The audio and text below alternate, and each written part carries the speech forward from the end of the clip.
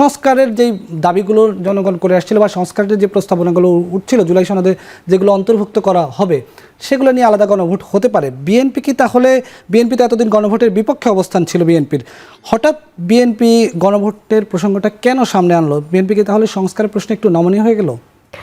না, সংস্কারের প্রশ্নে নমনীয় হবার বিষয় নয়। বিএনপি কিন্তু শুরু থেকেই প্রচুর ছাড় দিয়ে এসছে।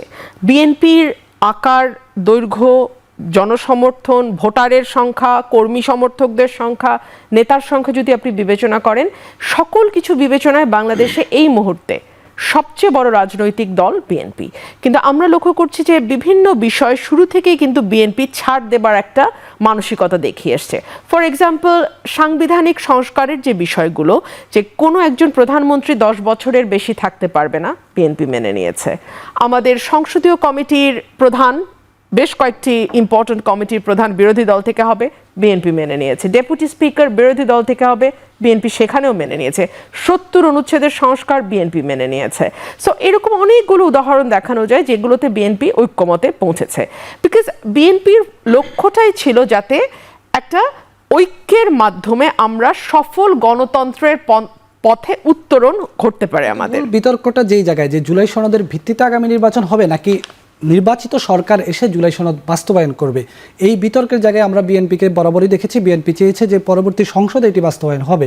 সেখানে আজকে বিএনপি গণভোটের কথা যখন বলল, তখন তো এক ধরনের গণপরিষদ নির্বাচন বা এনসিপি যে দাবি করে আসছিল, জামাত ইসলাম যে দাবি করে আসছিল, সেই দাবি তো কাছাকাছি বিএনপি চলে আসলো। তাহলে সো আমি মনে করি একটা গণমুখী দল হিসেবে এই যে ছেড়ে দেওয়ার মানসিকতা, ফ্রম ডে ওয়ান কিন্তু আমরা বিএনপিকে দেখছি এই যে ছাড় দেওয়ার, ছেড়ে দেওয়ার, ঠিক আছে, নিজের কিছু জায়গায় কম্প্রোমাইজ করে হলেও আমরা ছেড়ে দিচ্ছি, অনড় থাকছি না কোনো দাবিতে।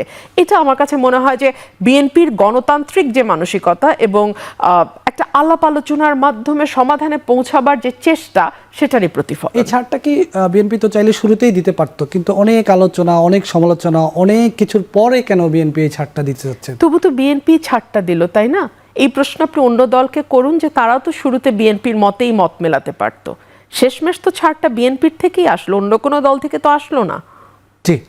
আমরা একটু অ্যাডভোকেট শিশির মনির আপনার কাছে একটু যেতে চাই। আপার কথা আপনি শুনলেন, আজকে বিএনপি নেতা সালাউদ্দিন আহমেদ যে কথাটি বলেছেন, গণভোট তারাও চায়, আপনারাও গণভোটের কথা বলেছেন। আবার মাঝখানে জুলাই সনদ বাস্তবায়নে যে বিশেষজ্ঞ প্যানেলের মতামত নিয়েছিল জাতীয় ঐকমত্য কমিশন, সেখানে এক ধরনের কনস্টিটিউশন অর্ডারের কথা এসেছে, সংবিধান আদেশের কথা এসেছে।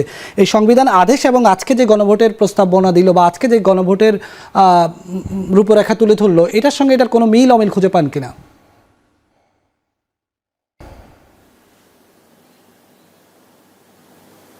না, নিশ্চয়ই। আপনি যদি বিএনপির পক্ষ থেকে আনুষ্ঠানিকভাবে আগামীকালকে কি বলা হবে তা জানি না। আমরা যেটা মনে করি, একে সাংবিধানিক আদেশ হওয়া উচিত এবং সাংবিধানিক আদেশের প্রেক্ষাপটে গণভোটের আয়োজন হওয়া উচিত। শুধুমাত্র গণভোট দিয়ে কোনো কিছু ফায়দা হবে না। এবং এটি যদি সুস্পষ্টভাবে এই সমস্যার সমাধান আগামীকাল এবং তার 2 দিন পরে 7 তারিখে এটি আমরা একমত পোষণ করতে পারি, আমার ধারণা বাংলাদেশের ইতিহাসে একটা নতুন যুগের সূচনা হবে। আমাদের কথা স্পষ্ট, আমরা বলছি একটা সাংবিধানিক আদেশ হবে, সাংবিধানিক আদেশের ভিত্তিতে নির্বাচন হবে, নির্বাচনের পরে পার্লামেন্ট গঠিত হবে, পার্লামেন্টের সাথে গণভোটও হতে পারে কিংবা কনস্টিটিউয়েন্ট অ্যাসেম্বলির ভোটও হতে পারে, হয়ে এটিকে সাংবিধানিকভাবে একটি শক্ত ভিত্তি, মজবুত ভিত্তি দিতে হবে। কারণ গণ অভ্যুত্থানের পরে যে সরকার গঠিত হয়, এই সরকারের যে ম্যান্ডেট থাকে, এই ম্যান্ডেট কিন্তু যে কোনো ধরনের সরকারের চাইতেও বেশি থাকে। এটা আমরা বারবার বুঝতে ভুল করছি। সরকারের পক্ষ থেকে যে একটা অ্যাপ্রোচ নেওয়া হয়, এটা অনেকটা প্যাসিভ অ্যাপ্রোচ। সরকারকে, আমার ধারণা, আমরা আগামীকালকে বলবো এগুলো কমিশনে, যে সরকারের উচিত এখন একটা শক্ত অবস্থান নিয়ে সকলকে সাথে নিয়ে তাড়াতাড়ি বিষয়টা সলভ করে ফেলা। কিন্তু আপনি যে বলছিলেন এই যে সংবিধান আদেশের কথা, সংবিধান আদেশের এই যে টার্মটি, এই টার্মটি কি জামাত আগে বলেছিল নাকি বিশেষজ্ঞ প্যানেল মতামত দেওয়ার পরে এই জিনিসটি আপনারা গ্রহণ করেছেন?